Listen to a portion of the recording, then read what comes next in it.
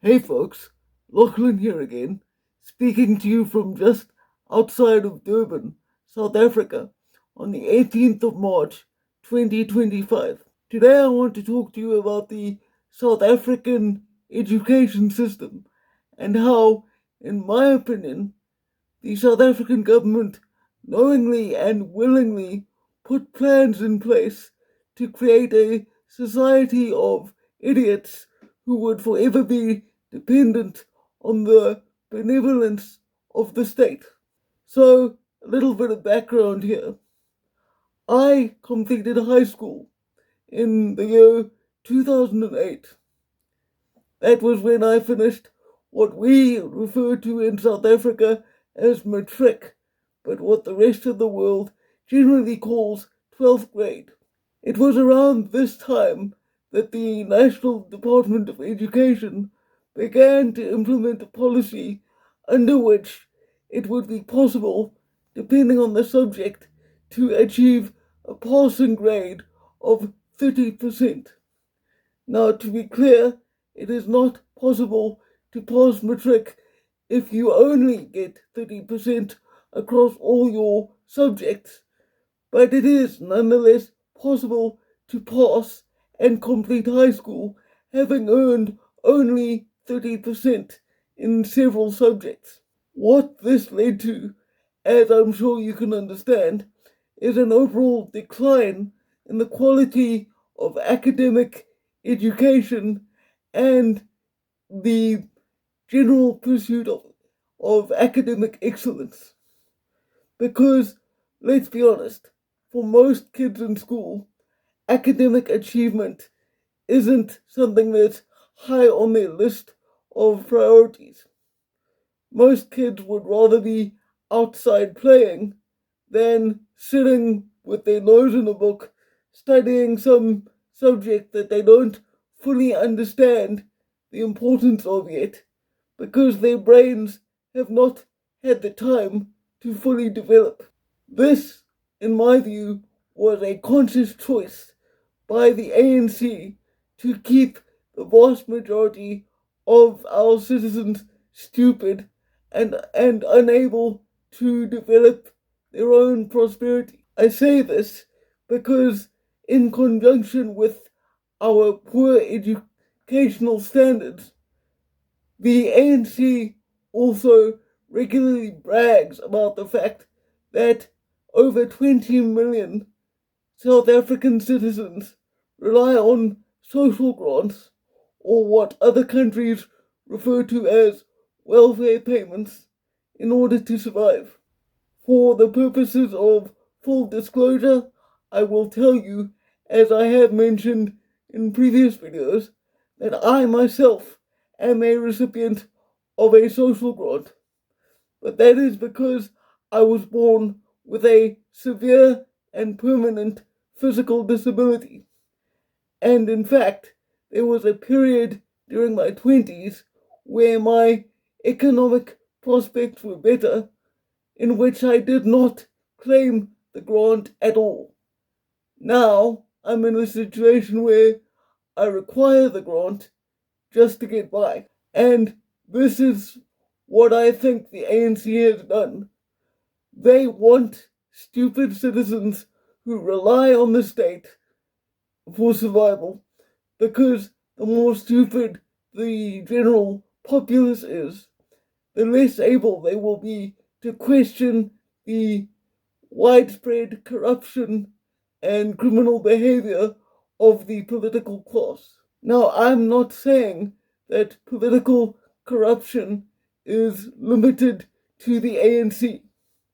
I think that corruption of that nature is built into politics as a profession.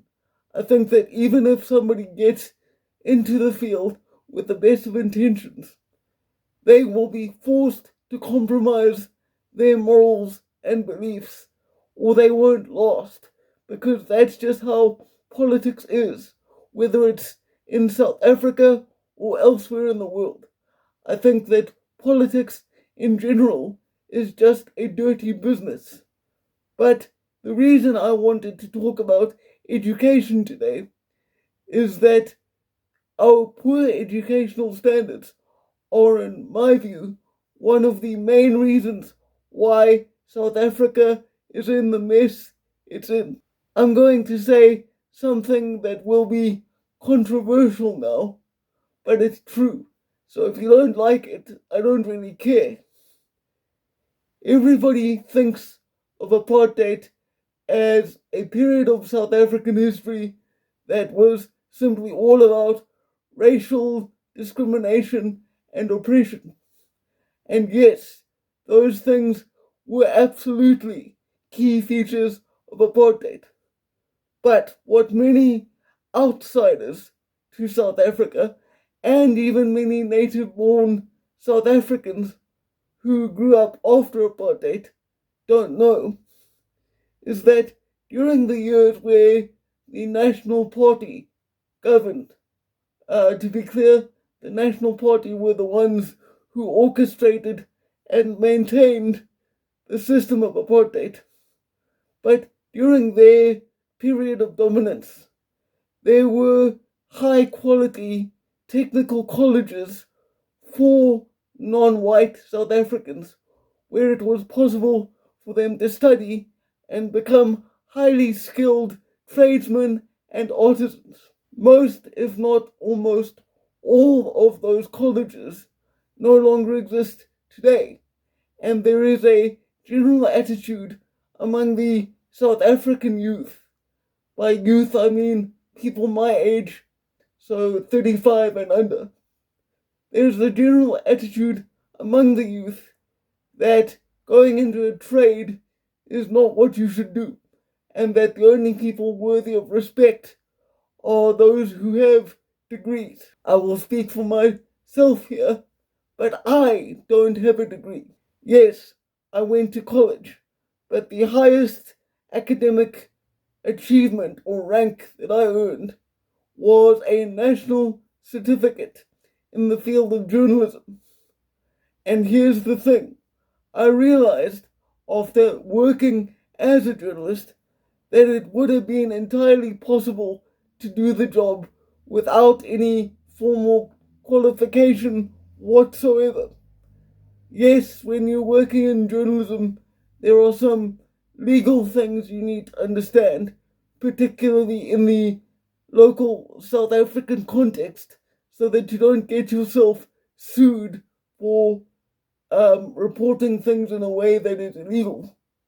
But generally speaking, it is possible to work as a journalist without having a formal qualification to your name. So, this obsession that South African youth have with the status of having a degree and walking around in a suit all day, and how a lot of people tend to look down on those such as plumbers, electricians, construction workers. It's really one of the things that keeps this country in the absolute state that we find ourselves in.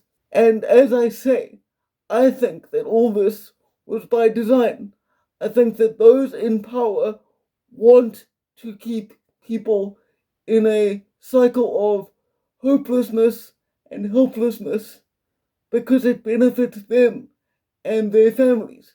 Because if you aren't smart enough to understand what the government is doing to you, there's no way you're ever going to be able to mount a successful resistance to their behavior. And for those viewers, well, I suppose I could call them hate watchers, who pop up in my comments and always complain that I criticize the ANC and other other political parties generally considered black, while never saying anything negative about the DA. Let me make this clear to you. I have no respect for the DA either. In my view, the DA is no better than uh, any other political party in South Africa because the DA subscribes to the same globalist nonsense that is pushed across the West and look at how those policies have played out in countries like the UK and even America, where mass migration has become a very destabilizing force across the West and done massive amounts of social and economic damage to those countries.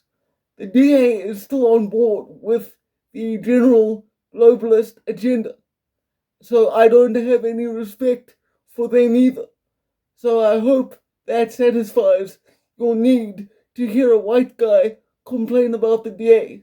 Anyway, that's about all I've got to say on this topic for today. As always, I hope you find this content useful in some way. Look after yourselves, take care of each other, and for now, farewell.